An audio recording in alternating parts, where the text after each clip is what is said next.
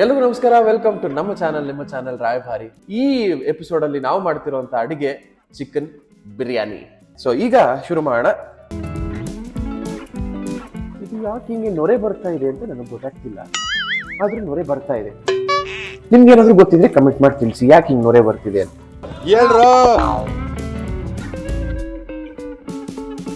So chicken ಒಂದ್ ರೇಂಜಿಗೆ ಬಂದಿದೆ.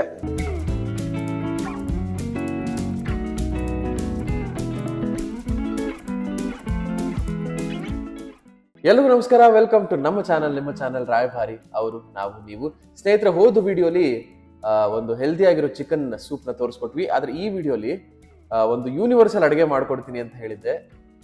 ಎಲ್ಲರೂ ಅದಕ್ಕೋಸ್ಕರ ಕಾಯ್ತಿದ್ರೆ ಅಂತ ನಂಗೆ ಚೆನ್ನಾಗಿ ಗೊತ್ತು. ಈ ಎಪಿಸೋಡ್ ಅಲ್ಲಿ ನಾವು ಮಾಡ್ತಿರೋಂಥ ಅಡುಗೆ ಎಲ್ಲರೂ ಮಾಡ್ತಾರೆ, ತುಂಬಾ ಜಾಗಗಳಲ್ಲಿ ಮಾಡ್ತಾರೆ, ತುಂಬಾ ವೆರೈಟಿ ಆಗಿ ಮಾಡ್ತಾರೆ. ಒಬ್ಬೊಬ್ರು ಮನೇಲೂ ಒಂದೊಂದ್ ತರ ರೆಸಿಪಿ ಇರುತ್ತೆ. ಆದ್ರೆ ಇದು ನನ್ನ take off chicken biryani. So ನಾನು ಆಗ್ಲೇ ಹೇಳಿದೆ, ಈಸಿಯಾಗಿ ಮನೇಲೆ ಮಾಡುವಂತ ಚಿಕನ್ ಬಿರಿಯಾನಿ. ಆಕ್ಚುಲಿ ಇವತ್ತು ನಾವು ಮಾಡ್ತಿರೋದು ಚಿಕನ್ ದಮ್ ಬಿರಿಯಾನಿ. ಈ ಬಿರಿಯಾನಿನೂ ದಮ್ ಕಟ್ಟಿಸ್ಬೋದು, ದಮ್ ಕಟ್ಟಿಸಿದ್ರೆ ಸಖತ್ ರುಚಿ ಬರುತ್ತೆ. ಸೊ ಇದಕ್ಕೆ ಏನೇನು ಇಂಗ್ರೀಡಿಯೆಂಟ್ಸ್ ಬೇಕು ಹೇಳ್ತಾ ಹೋಗ್ತೀನಿ, ಒಂದೊಂದೇ ನೋಡ್ತಾ ಹೋಗಿ ಬನ್ನಿ. ಮೊದಲನೇದಾಗಿ ಚಿಕನ್ ಬಿರಿಯಾನಿ ಆದ್ಮೇಲೆ ಚಿಕನ್ ಇರಲೇಬೇಕು. ಚಿಕನ್ ತೊಗೊಂಡಿದ್ದೀನಿ. ಅದಾದ್ಮೇಲೆ ಈರುಳ್ಳಿ ಸಣ್ಣದಾಗಿ ಹಚ್ಚಿರೋದು, ಟೊಮೆಟೊ ಸಣ್ಣದಾಗಿ ಹಚ್ಚಿರೋದು, ಕೊತ್ತಂಬರಿ ಸೊಪ್ಪು, ಪುದೀನ, ಶುಂಠಿ, ಬೆಳ್ಳುಳ್ಳಿ ಸಣ್ಣದಾಗಿ ಹಚ್ಕೊಂಡಿರೋದು, ನಿಂಬೆ ಹಣ್ಣು, ಹಾಗೆ ಈರುಳ್ಳಿ ಎಣ್ಣೆಲಿ ಹಾಕಿ ಫ್ರೈ ಮಾಡಿರುವಂಥ ಕ್ಯಾರಮಲೈಸ್ಡ್ ಆನಿಯನ್ ಇದು. ಅದು ಬಿಟ್ಟರೆ ಸ್ಪೈಸಸ್ ಬಂದರೆ ನಾವು ಕಲ್ಲು ಹೂವು ತೊಗೊಂಡಿದ್ದೀವಿ, ಆಮೇಲೆ ಚಕ್ಕೆ ತೊಗೊಂಡಿದ್ದೀವಿ, ಆಮೇಲೆ ಲವಂಗ ಒಂದು 4 ಲವಂಗ ತೊಗೊಂಡಿದ್ದೀವಿ, ಒಂದೇ ಒಂದು ಮರಾಠಿ ಮೊಗ್ಗಿದೆ. ಸೊ ಇದಿಷ್ಟು ಒಂದಷ್ಟು ಸ್ಪೈಸಸ್ ಆದರೆ ಇನ್ನೊಂದಷ್ಟು ಇಂಗ್ರೀಡಿಯೆಂಟ್ಸ್ ಹೇಳ್ತಾ ಹೋಗ್ತೀನಿ. ಇಲ್ಲಿ ಮೊಸರು ಬೇಕಾಗುತ್ತೆ, ಇನ್ನೊಂದು ಬ್ಯಾಚ್ ಆಫ್ ಕೊತ್ತಂಬರಿ ಮತ್ತು ಪುದೀನ ಬೇಕಾಗುತ್ತೆ, ಇಲ್ಲೊಂದು ಮಟನ್ ಮಸಾಲ ಪೌಡರ್ ಅಂತ ಇದೆ. ಇದು ನಾನ್ ವೆಜ್ ಮಾಡೋ ಪ್ರತಿ ಮನೇಲೂ ನೀವೊಂದು ಸ್ಪೆಷಲ್ ಮಸಾಲ ಪೌಡರ್ ಮಾಡ್ಕೊಂಡಿರ್ತೀರ, ಯಾವುದಾದ್ರೂ ಹಾಕೊಳ್ಳಿ, ಇಲ್ಲ ಅಂಗಡಿಲಿ ಸಿಗುವಂಥ ಚಿಕನ್ ಮಸಾಲ ಪೌಡರ್ ಕೂಡ ಹಾಕೋಬಹುದು. ಉಪ್ಪು, ಹಾಗೆ ಹಾಲಲ್ಲಿ ನೆನೆಸಿಟ್ಟಿರುವಂಥ ಅರ್ಶಿನ, ಕೇಸರಿ ಕೂಡ ಬಳಸ್ತಾರೆ ಕಲರ್ಗೋಸ್ಕರ, ಬಟ್ ಅರ್ಶಿನ ಇನ್ನೂ ಒಳ್ಳೇದು ಅನ್ನೋ ಕಾರಣಕ್ಕೆ ಕೇಸರಿ ಈಗೆಲ್ಲೂ ಒರಿಜಿನಲ್ ನಿಮಗೆ ಸಿಗಲ್ಲ. ನಾನು ಹೇಳ್ತಾ ಇದ್ದೀನಿ, ಇದನ್ನ ದಯವಿಟ್ಟು ಮನಸ್ಸಲ್ಲಿ ಇಟ್ಕೊಳ್ಳಿ. ನೀವು ಯಾವುದೇ ಮಾರ್ಕೆಟಿಂದ ಕೇಸರಿ ತೊಗೊಂಬಂದ್ರು ನಿಮಗೆ ಒರಿಜಿನಲ್ ಕೇಸರಿ ಸಿಗಲ್ಲ. ಸೊ ಅದಕ್ಕೆ ಆಲ್ಟರ್ನೇಟಿವ್ ಏನಾದರೂ ಬಳಸ್ಕೊಳ್ಳಿ. ನಾವು ಹಾಲಿಗೆ ಅರ್ಶಿನ ನೆನೆಸಿಟ್ಕೊಂಡಿದ್ದೀವಿ ಕಲರ್ಗೋಸ್ಕರ. ಅಂಡ್ ಆಬ್ವಿಯಸ್ಲಿ ರೈಸ್ ಬೇಕು, ಅನ್ನ ಮಾಡ್ಕೋತೀವಿ. ಸೊ ಇದಿಷ್ಟು ಇಂಗ್ರೀಡಿಯೆಂಟ್ಸ್ ಇದ್ರೆ ಒಳ್ಳೆ ತಟ್ಟಂತ ದಿಢೀರಾಗಿ ಚಿಕನ್ ದಮ್ ಬಿರಿಯಾನಿನ ಮನೆಯಲ್ಲ ಮಾಡ್ಕೋಬಹುದು. ಸೊ ಹೇಗೆ ಮಾಡೋದು ಅಂತ ಒಂದೊಂದಾಗಿ ಹೇಳ್ತಾ ಹೋಗ್ತೀನಿ, ಗಮನ ಇಟ್ಟು ನೋಡಿ. ಬನ್ನಿ ಕಿಚನ್ ಹೋಗೋಣ. ಸೊ ಈಗ ಶುರು ಮಾಡೋಣ. ನಾನು ಒಂದು ಪ್ಯಾನಲ್ಲಿ ಎಣ್ಣೆ ತೊಗೊಂಡಿದ್ದೀನಿ, ಒಂದು 4 ರಿಂದ 5 ಟೇಬಲ್ ಸ್ಪೂನ್ ಅಷ್ಟು ಎಣ್ಣೆ ಇದೆ. ಇದಕ್ಕೆ ಮೊದಲನೇದಾಗಿ ನಮ್ಮ ರಾ ಸ್ಪೈಸಸ್ ಹಾಕೋಣ. ನಾನು ಅವಾಗಲೇ ಹೇಳಿದಾಗೆ ಚಕ್ಕೆ, ಕಲ್ಲು ಹೂವು, ಮರಾಠಿ ಮೊಗ್ಗು, ಹಾಗೆ ಲವಂಗ, ಇದಿಷ್ಟು ತೊಗೊಂಡಿದ್ದೀನಿ. ಇದಿಷ್ಟು ಹಾಕ್ತಾ ಇದ್ದೀನಿ. ರಾ ಸ್ಪೈಸಸ್ ಒಂಚೂರು ಎಣ್ಣೆಗೆ ಫ್ಲೇವರ್ ಬಿಟ್ಕೊಳ್ಳಿ. ಓಕೆ, ಇದಾದ್ಮೇಲೆ ಶುಂಠಿ, ಬೆಳ್ಳುಳ್ಳಿನ ಚಿಕ್ಕದಾಗಿ ಕಟ್ ಮಾಡಿ ಇಟ್ಕೊಂಡಿದ್ದೀವಿ, ಅದನ್ನು ಹಾಕೊಂಡ್ಬಿಡ್ತೀನಿ. ಶುಂಠಿ, ಬೆಳ್ಳುಳ್ಳಿ ಚಿಕ್ಕದಾಗಿ ಕಟ್ ಮಾಡ್ಕೊಂಡಿರೋದು. ಇದು ಯಾಕೆ ಹಿಂಗೆ ನೊರೆ ಬರ್ತಾ ಇದೆ ಅಂತ ನನಗೆ ಗೊತ್ತಾಗ್ತಿಲ್ಲ, ಆದ್ರೂ ನೊರೆ ಬರ್ತಾ ಇದೆ. ಓಕೆ ಫ್ರೆಂಡ್ಸ್, ನಿಮ್ಗೆ ಏನಾದರೂ ಗೊತ್ತಿದ್ರೆ ಕಮೆಂಟ್ ಮಾಡಿ ತಿಳಿಸಿ, ಯಾಕೆ ಹಿಂಗೆ ನೊರೆ ಬರ್ತಿದೆ ಅಂತ. ಸೊ ಒಂಚೂರು ಶುಂಠಿ ಬೆಳ್ಳುಳ್ಳಿ ಹಸಿ ವಾಸನೆ ಹೋಗ್ತಿದ್ದ ಹಾಗೆ ಈರುಳ್ಳಿ ಹಾಕೊಂಡ್ಬಿಡೋಣ. ಒಂದು ಈರುಳ್ಳಿನ ಸಣ್ಣ ಸಣ್ಣಗೆ ಕಟ್ ಮಾಡ್ಕೊಂಡಿದ್ದೀನಿ, ನೋಡ್ಬೋದು ನೀವು.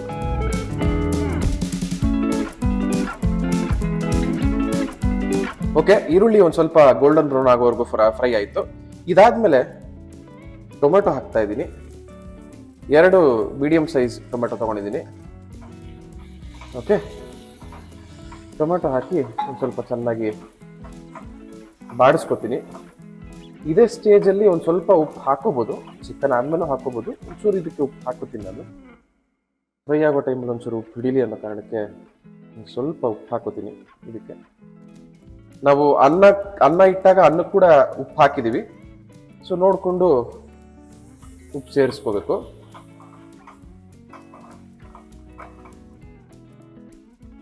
ಓಕೆ, ಸೊ ಟೊಮೆಟೊ ಒಂದು ಹದಕ್ಕೆ ಬೆಂದಿದೆ. ಈಗ ಇಟ್ಸ್ ಟೈಮ್ ಫಾರ್ ಚಿಕನ್. ನಾನು ನಮ್ಮ ಫ್ರೆಂಡ್ಸ್ ಎಷ್ಟಿದ್ದಾರೆ ಅಷ್ಟು ಜನಕ್ಕೆ ಮಾತ್ರ ಕ್ವಾಂಟಿಟಿ ಮಾಡ್ತಾ ಇದ್ದೀನಿ. ನೀವು ನಿಮ್ಮ ಮನೇಲಿ ಎಷ್ಟು ಜನ ಇದ್ದಾರೆ ಅನ್ನೋದ್ರ ಮೇಲೆ ಎಲ್ಲ ಐಟಮ್ನ ಪ್ರಮಾಣನ ಹೆಚ್ಚಿಸ್ಕೋಬಹುದು, ಇಲ್ಲ ಕಡಿಮೆ ಮಾಡ್ಕೋಬಹುದು. ಓಕೆ, ಸೊ ಚಿಕನ್ನು ಒಂದು ರೇಂಜಿಗೆ ಬಂದಿದೆ. ಸೊ ಈಗ ಇಟ್ಸ್ ಟೈಮ್ ಫಾರ್ ನಮ್ಮ ಸ್ಪೆಷಲ್ ಮಸಾಲಾ ಪೌಡ್ರು. ನಾನು ಆಗ್ಲೇ ಹೇಳಿದಾಗೆ ನಾನ್ ವೆಜ್ ಮಾಡೋ ಪ್ರತಿ ಮನೇಲೂ ನಿಮ್ದೇ ಆದಂಥ ಒಂದು ಮಸಾಲಾ ಪೌಡರ್ ಇದ್ದೇ ಇರುತ್ತೆ, ಅದನ್ನ ಯೂಸ್ ಮಾಡ್ಕೊಳ್ಳಿ. ಇಲ್ಲಾಂದ್ರೆ ನಿಮಗೆ ಮಾರ್ಕೆಟಲ್ಲಿ ಸಿಗುವಂತ ಚಿಕನ್ ಮಸಾಲಾ ಪೌಡರ್ ಅಥವಾ ಬಿರಿಯಾನಿ ಮಸಾಲಾ ಪೌಡರ್ ಯಾವ್ದನ್ನಾದ್ರೂ ಯೂಸ್ ಮಾಡ್ಕೋಬಹುದು.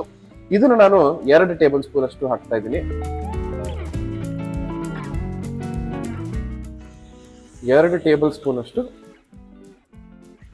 ಮಸಾಲಾ ಪೌಡರ್ನ ಹಾಕಿದ್ದೀನಿ. ನಾನು ಆಗ್ಲೇ ಹೇಳ್ದಂಗೆ ನೀವು ಯಾವುದೇ ಮಸಾಲಾ ಪೌಡರ್ನ ಯೂಸ್ ಮಾಡ್ಕೋಬಹುದು, ರುಚಿ ಏನು ಚೇಂಜ್ ಆಗಲ್ಲ. ಇದು ನಮ್ಮ ಫ್ರೆಂಡ್ ಮನೇಲಿ ಮಾಡುವಂತ ಮಟನ್ ಮಸಾಲಾ ಪೌಡ್ರು. ಈ ಪೌಡರ್ ಬಗ್ಗೆ ತಿಳ್ಕೊಬೇಕು ಅಂತ ನಿಮ್ಗೆ ಆಸಕ್ತಿ ಇದ್ರೆ ಕಮೆಂಟ್ ಮಾಡಿ ತಿಳಿಸಿ. ಮುಂದಿನ ವಿಡಿಯೋಲಿ ಈ ಪೌಡರ್ನ ಹೇಗ್ ಮಾಡ್ತಾರೆ, ಏನೇನು ಪದಾರ್ಥಗಳನ್ನ ಹಾಕಿ ಎಷ್ಟೆಷ್ಟು ಪ್ರಮಾಣದಲ್ಲಿ ಮಾಡ್ತಾರೆ ಅನ್ನೋದನ್ನ ತೋರಿಸೋ ಪ್ರಯತ್ನ ಮಾಡ್ತೀನಿ. ನೀವು ಕಮೆಂಟ್ಸ್ ಅಲ್ಲಿ ತಿಳಿಸಿದ್ರೆ ಮಾತ್ರ. Okay, so mutton masala powder ಹಾಕಿದೀವಿ. ಈಗ ಇದಕ್ಕೆ ನಾವು ಹೆಚ್ಚಿಟ್ಕೊಂಡಿದೀವಲ್ಲ ಕೊತ್ತಂಬರಿ ಮತ್ತೆ ಪುದೀನ, ಇದು ಹೆಚ್ಚು ಕಡಿಮೆ ಒಂದು 3/4 ಬಟ್ಲಿದೆ. ಓಕೆ, ಸೊ ಇದನ್ನ ಹಾಕೋತಾ ಇದ್ದೀನಿ. ಎಸ್, ಇದು ಹಾಕಿದ್ರೇನೆ ಫ್ಲೇವರು ಎಂತ ಅದ್ಭುತವಾಗಿ ಬರುತ್ತೆ ಅಂದ್ರೆ, ಬಿರಿಯಾನಿಗೆ ಇದೇ ಫ್ಲೇವರ್.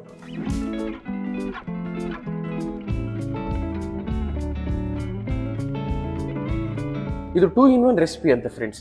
ನೀವು ಇದಕ್ಕೆ ರೈಸ್ ಹಾಕ್ಲಿಲ್ಲ ಅಂದ್ರೆ ಇದು ಚಿಕನ್ ಗ್ರೇವಿ ಆಗುತ್ತೆ, ಹಂಗೆ ಚಪಾತಿ ಜೊತೆ ತಿನ್ಬೋದು. ರೈಸ್ ಹಾಕಿದ್ರೆ ಬಿರಿಯಾನಿ ಆಗುತ್ತೆ, ಯಾವ್ದು ಬೇಕಾದ್ರೂ ಮಾಡ್ಕೊಳ್ಳಿ. ಒಂದೇ ವಿಡಿಯೋಲಿ ಇವತ್ತು 2 ರೆಸಿಪಿನ ತೋರಿಸ್ಕೊಟ್ಟಿದ್ದೀನಿ. ಓಕೆನಾ? ಚಿಕನ್ ಬಿರಿಯಾನಿ ಮಾಡಬೇಕು ಅಂದ್ರೆ ಮುಂದಿನ ಸ್ಟೆಪ್ ಹೋಗ್ಬೇಕು. ಮೊಸರು ಇದೆಯಲ್ಲ, ಮೊಸರನ್ನ ಚೆನ್ನಾಗಿ ಬೀಟ್ ಮಾಡ್ಕೊಂಡಿದ್ದೀನಿ. ಇದರಲ್ಲಿರೋ ಲಮ್ಸ್ ಎಲ್ಲ ಹೋಗುವಂತ ಬೀಟ್ ಮಾಡ್ಕೊಂಡಿದ್ದೀನಿ. ಇದನ್ನ ನೋಡ್ಕೊಳ್ಳಿ, ಒಂದು 1/4 ಕಪ್ ಅಷ್ಟು ಮೊಸರು ಹಾಕೊಳ್ಳಿ. ಓಕೆನಾ? ಚಿಕನ್ ಕ್ವಾಂಟಿಟಿ ಮೇಲೆ ಮೊಸರು ಹಾಕೊಂಡು ಚೆನ್ನಾಗಿ ಮಿಕ್ಸ್ ಮಾಡ್ಕೊಳ್ಳಿ. ಚೆನ್ನಾಗಿ ಹಸಿ ವಾಸನೆ ಹೋಗ್ಬೇಕು. ಚಿಕನ್ ಆಲ್ಮೋಸ್ಟ್ ಬೆಂದಿದೆ. ಚಿಕನ್ ಜಾಸ್ತಿ ಬೇಯುವಂಥ ಅವಶ್ಯಕತೆ ಇಲ್ಲ. ಈ ಮೊಸರದೆಲ್ಲ ಹಸಿ ವಾಸನೆ ಹೋಗ್ಲಿ. ಇದಾದ್ಮೇಲೆ ನೆಕ್ಸ್ಟ್ ಬಿರಿಯಾನಿಯ ಲೇಯರಿಂಗ್. ನಾನು ಇನ್ನೊಂದು ಹೇಳೋದು ಮರ್ತೆ, ರೈಸು 3/4 ಭಾಗ ಬೆಂದಿತ್ತು, ಅದನ್ನ ತೆಗೆದು ಪಕ್ಕಕ್ಕೆ ಇಟ್ಕೊಂಡಿದೀವಿ. ಈಗ ಗ್ರೇವಿ ಆಗ್ತಿದ್ದಂಗೆ ಲೇಯರಿಂಗ್ ಮಾಡ್ತಾ ಹೋಗೋಣ. ಅದೇ ನಮ್ಮ ಬಿರಿಯಾನಿಯ ಫೈನಲ್ ಸ್ಟೇಜ್. ಸೊ ಆಗ್ಲೇ ನಾನು ಹೇಳಿದಾಗೆ ಚಿಕನ್ ಗ್ರೇವಿ ರೆಡಿ ಆಗಿದೆ. ಈಗ ಲೇಯರಿಂಗ್ ನ ಶುರು ಮಾಡೋಣ. ದಮ್ ಬಿರಿಯಾನಿಗೆ ಮೇನ್ ಪ್ರೊಸೆಸ್ ಲೇಯರಿಂಗ್. ಲೇಯರಿಂಗ್ ಯಾವ ತರ ಮಾಡ್ತೀವಿ ಅಷ್ಟು ಫ್ಲೇವರ್ಸ್ ರೈಸ್ ಹಿಡಿತಾ ಹೋಗುತ್ತೆ. ಸೊ ಇಲ್ಲಿ ನಾನು 3 ಲೇಯರ್ನ ಮಾಡ್ತೀನಿ ವಿತ್ ರೈಸ್ ಮತ್ತು ಚಿಕನ್. ಹೇಗಿರುತ್ತೆ ನೋಡೋಣ ಬನ್ನಿ. ದೊಡ್ಡ ಪ್ಯಾನ್ ಇಲ್ದಿರೋದ್ರಿಂದ ಕುಕ್ಕರ್ನ ಯೂಸ್ ಮಾಡ್ಕೋತಾ ಇದೀವಿ. ಮೊದಲನೇ ಲೇಯರ್ಗೆ ಚಿಕನ್ ಹಾಕ್ತಾ ಇದ್ದೀನಿ.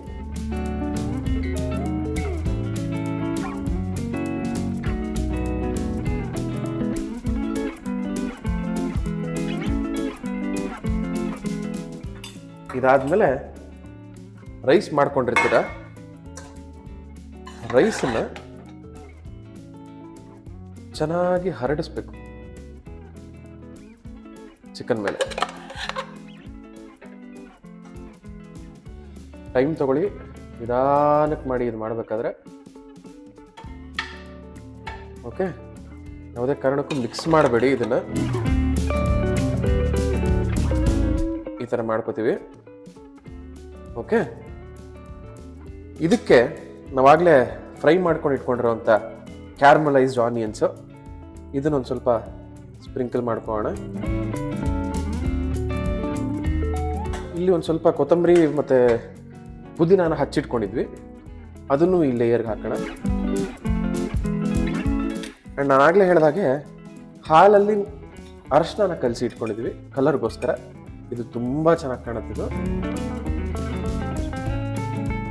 ಇಷ್ಟು ಸಾಕು. ಇದು ಮೊದಲನೇ ಲೇಯರ್ ಮುಗೀತು. ಎರಡನೇ ಲೇಯರ್ಗೆ ಸೇಮ್ ಪ್ರೋಸೆಸ್ಸು.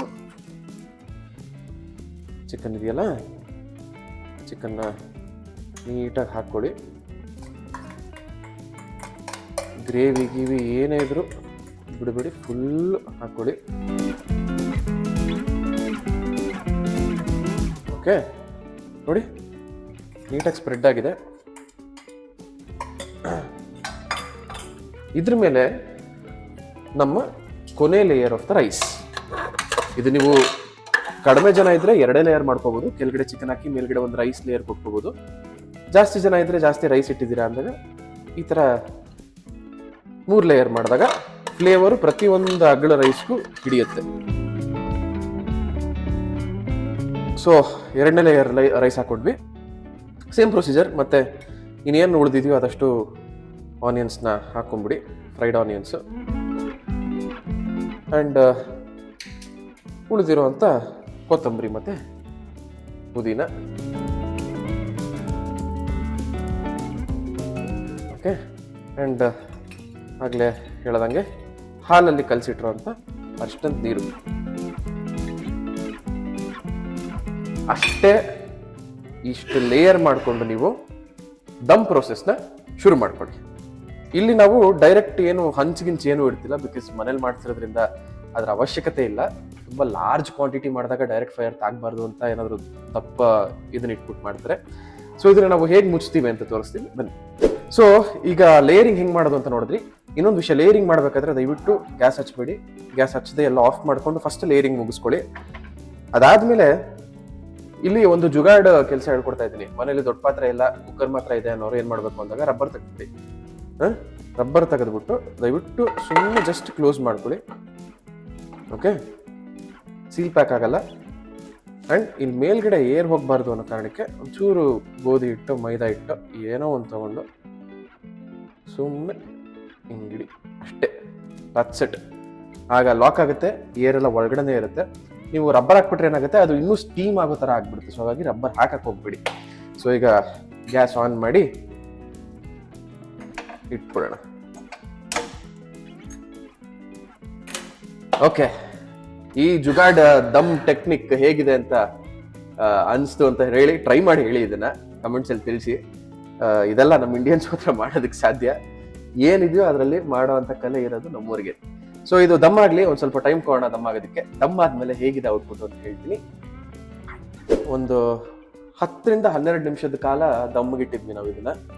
ಈಗ ಓಪನ್ ಮಾಡಿ ನೋಡೋ ಅಂಥ ಟೈಮು ಹೆಂಗಾಗಿದೆ ಅಂತ. ಹೋಪ್ಫುಲಿ ತುಂಬ ಚೆನ್ನಾಗಿರುತ್ತೆ. ಯಾಕಂದ್ರೆ ಯೂಶಲಿ ಮಾಡ್ತೀವಿ ನಾವು ಇದನ್ನ. ಸೊ ಹಾಗಾಗಿ ಓಕೆನಾ, ಇದನ್ನ ತೆಗೆದು ಬಿಡ್ತಾ ಇದ್ದೀನಿ.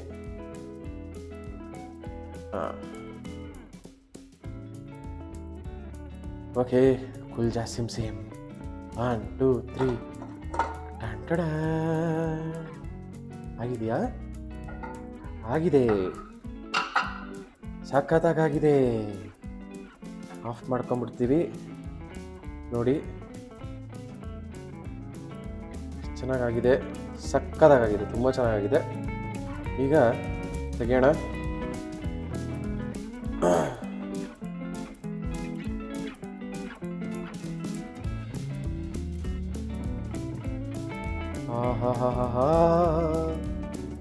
ಅದ್ಭುತ, ಅಮೋಘ.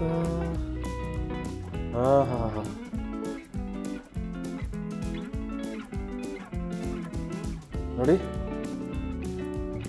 ಕಲರ್ಫುಲ್ ಆಗಿ ಲೇಯರ್ ಟು ಲೇಯರು ತುಂಬ ಚೆನ್ನಾಗಿ ಬಂದಿದೆ.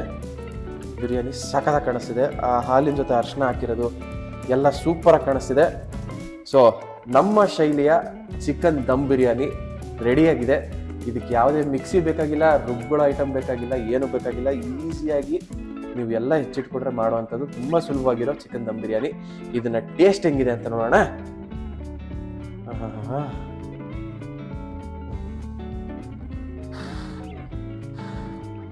ತುಂಬ ಬಿಸಿ ಇದೆ.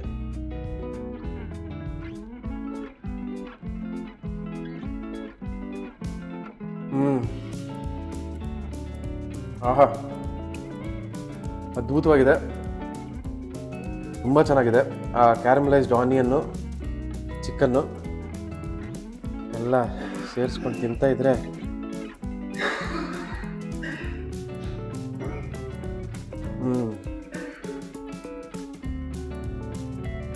ಸೂಪರ್ ಆಗಿದೆ. ಚಿಕನ್ ದಮ್ ಬಿರಿಯಾನಿ ಅದ್ಭುತವಾಗಿದೆ. ಮಾಡ್ಕೊಳ್ಳಿ, ಟ್ರೈ ಮಾಡಿ ಮನೇಲಿ. ತುಂಬ ಈಸಿಯಾಗಿ ಮಾಡುವಂಥ ರೆಸಿಪಿ ಇದು. ಚಿಕನ್ ಬಿರಿಯಾನಿ ಎಷ್ಟು ಈಸಿಯಾಗೂ ಮಾಡ್ಬೋದು ಅಂತ ಇವತ್ತು ತೋರಿಸ್ಕೊಟ್ಟಿದ್ವಿ.